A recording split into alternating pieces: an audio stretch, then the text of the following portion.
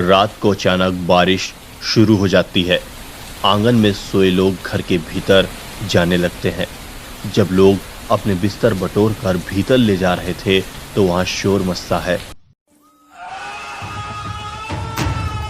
शहजाद और उनके परिवार वाले वहां पहुंचे तो मंजर देख दहल गए। 7 लाशें पड़ी थी और शबनम रो रही थी। गांव के युवा अफजाल खान ने भी बताया कि वह भी घटना के बाद मौके पर पहुंचे थे और ये सब नजारा देखा था। आखिर शबनम ने ऐसा किया क्यों? शबनम सलीम से प्यार करती थी और उसके परिवार वालों को यह पसंद नहीं था। यही बात परिवार और शबनम के बीच तकरार की वजह थी। परिवार के ऐतराज की वजह यह थी कि शबनम का परिवार पढ़ा लिखा और समृद्ध था। खुद शबनम ने एमए तक पढ़ाई की थी, जबकि सलीम की सामाजिक आर्थिक पृष्ठभूमि ऐसी नहीं थी।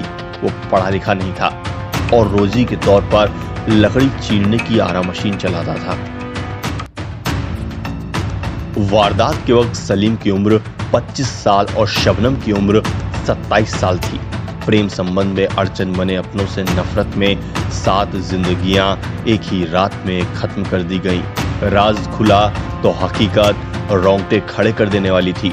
शबनम ने अपने ही माँ बाप, भतीजे, 2 भाई, 1 भाभी और रिश्ते की बहन को दूध में नशीला पदार्थ देकर रात को बेहोशी की हालत में एक एक करके कुल्हाड़ी से मार दिया था।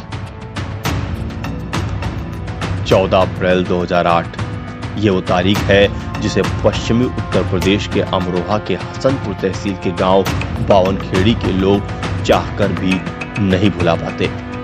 शबनम के घर में अगल बगल में 7 कब्रें हैं और दीवारों पर आज भी खून के धब्बे उस खौफनाक हत्याकांड की याद दिलाते हैं। गांव के ज्यादातर लोगों को लगता है कि शबनम को उसके गुनाह की सजा बहुत पहले ही मिल जानी चाहिए थी। पुलिस ने जांच के बाद बताया था कि घर की सदस्य शबनम ने अपने प्रेमी सलीम के साथ मिलकर अपने पिता, मां, 2 भाइयों, 1 भाभी, भतीजे और रिश्ते की बहन की हत्या कर दी थी। इस मामले में सुप्रीम कोर्ट ने शबनम और सलीम दोनों को फांसी की सजा सुनाई है और राष्ट्रपति ने दया याचिका खारिज कर उनकी फांसी की सजा को बरकरार रखा है। फांसी की सजा से बचने के लिए एक तरफ जहां उसने यूपी की राज्यपाल आनंदीबेन पटेल के पास दया याचिका भेजी है, तो दूसरी ओर अब मां की जान बचाने के लिए बेटा भी राष्ट्रपति से गुहार लगा रहा है।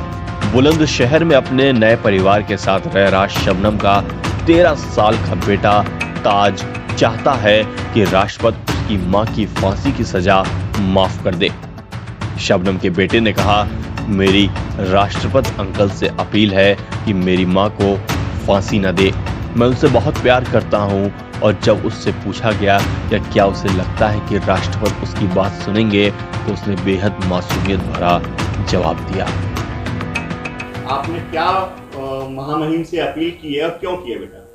मेरा नाम मोहम्मद ताज है और मैं यहाँ पे 7 साल से हूँ और मैंने प्रेसिडेंट अंकल जी से ये अपील की है कि वो मेरी माँ को फांसी ना दें, क्योंकि मैं उनसे बहुत प्यार करता हूँ इसीलिए।